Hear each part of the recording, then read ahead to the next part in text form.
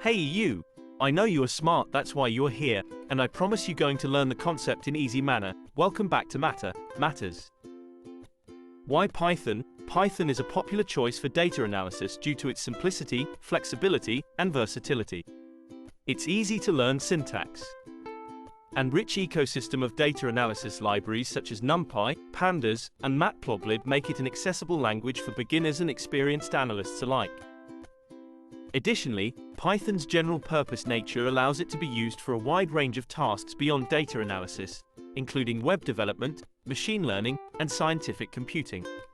Its open-source nature and ability to integrate with other tools like SQL databases, Hadoop, and Spark further increase its popularity for data analysis tasks.